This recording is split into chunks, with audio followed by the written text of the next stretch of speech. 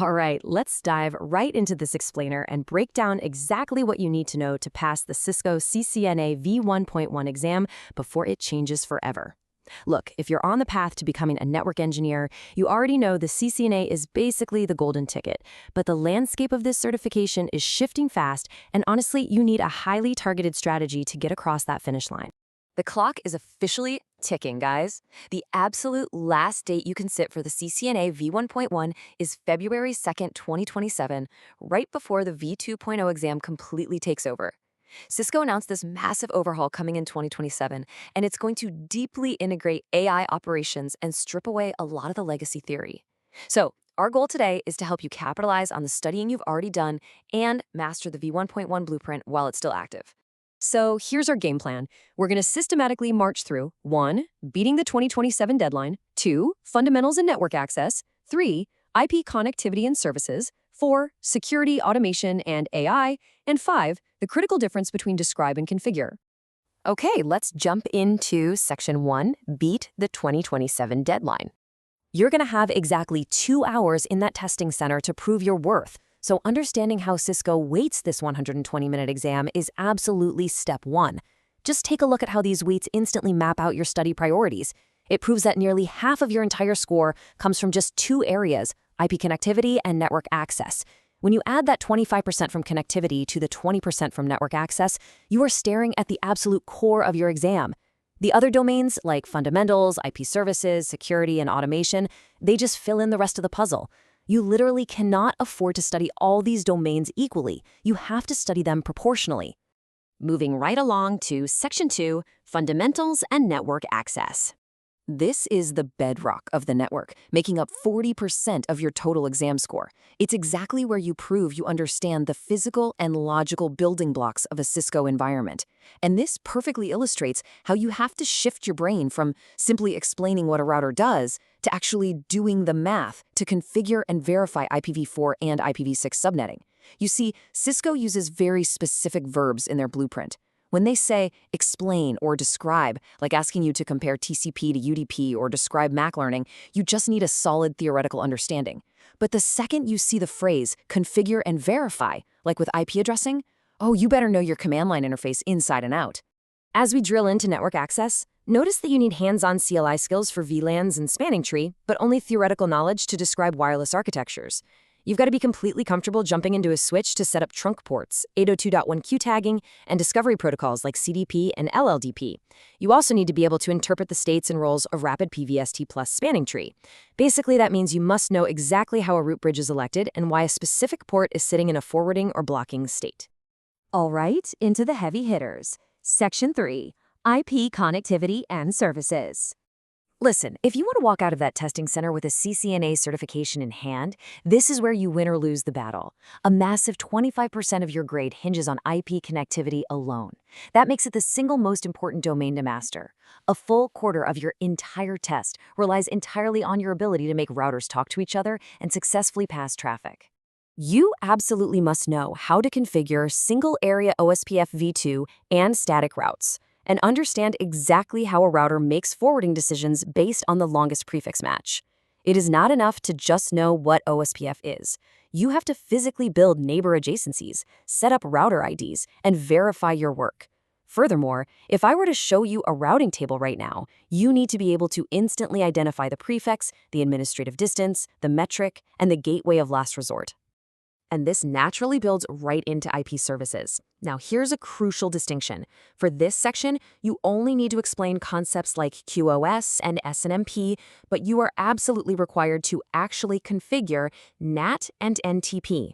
Network address translation is a huge part of this. You need to know how to set up inside source NAT using both static routes and pools. For DHCP, you must configure client and relay operations. But for quality of service, just focus on the theory. Understand classification, marking, queuing, and shaping without stressing over typing out all those complex QoS commands. Next up, Section 4, Security, Automation, and AI. Let's look at the modern edge of networking. These domains represent 25% of the exam combined, and they're really there to prove that you aren't just stuck in the past with traditional command line networking. For security, which is a solid 15% of the exam, you need to be ready to configure access control lists and layer 2 mitigations like DHCP snooping. Network security is paramount today, so expect to lock down device access with local passwords and configure port security. You'll also need to dive into the GUI for wireless LANs and set up a WPA2 pre-shared key environment. Knowing your standard ACLs from your extended ACLs is totally non-negotiable here. Now, don't panic about the automation stuff. It's mostly theoretical on this exam. You just need to recognize JSON components and understand how tools like Ansible and Terraform impact network management. Cisco isn't expecting you to be a full-stack Python developer for the CCNA. Instead, you need to be able to compare traditional networks with modern controller-based, software-defined architectures. Make sure you know the difference between the control plane and the data plane, and understand the basic HTTP verbs used in REST APIs, create, read, update, and delete. You also need a high-level understanding of how generative and predictive machine learning are completely reshaping modern network operations. This is actually one of the newest additions to the V1.1 blueprint. You don't need to build the AI models yourself, but you definitely must be able to explain how predictive AI spots traffic bottlenecks before they even happen, and how generative AI can assist engineers by automating routine configuration tasks and flagging security anomalies. Which brings us to our final and maybe most critical part of this explainer. Section 5, Describe versus Configure. Because honestly, understanding the technologies is only half the battle here. Passing the CCNA requires you to understand exactly how Cisco intends to test you on those technologies. This quote from Julie Armagonagan at Cisco Learning and Development hits the nail on the head. You cannot just memorize definitions. You must know the difference between high-level conceptual knowledge and real-world application. As she points out, jumping between describing a technology and configuring it requires a totally different approach to how you study. Let's look at what that means practically for your prep. So the huge takeaway here is to use this blueprint to focus your lab time exclusively on the technologies sitting in the Configure and Verify column. Seriously, do not spend hours trying to lab out complex software-defined networking fabrics or building out Ansible playbooks from scratch. Save that energy. Spend your precious lab hours strictly on setting up VLANs, typing out OSPF neighbor adjacencies, building access control lists, and verifying your NAT translations. Now, knowing what to study is great, but you might be wondering, how will Cisco actually test my knowledge during those 120 minutes? You need to be totally prepared for the actual interface you'll be staring at when that clock starts counting down. You're going to face your standard multiple choice and drag and drop questions, but the real test of your skills will come down to the performance-based lablets. Multiple choice will test your explain and describe knowledge. Drag and drop is usually used for ordering the OSI model, matching port numbers, or building out a sequence of events. But the lablets, that's where things get real. These lablets mean you are literally dropped into a virtual environment and forced to prove you can type the correct CLI commands to fix or build a network. There are no multiple choice options to save you here. You'll be given a topology, a set of requirements, and a blinking cursor on a switch or router. And trust me, that cursor seems to blink a whole lot faster when you're sweating the time limit. If you haven't been aggressively practicing your configure and verify topics in Packet Tracer or a real lab, this is where the exam will break you.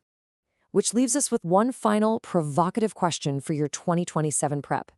When you sit down at that terminal, are you truly ready to configure a network, or are you just memorizing flashcards? My advice? Stop reading the theory on OSPF right now, open up your lab, and go build a network. Good luck!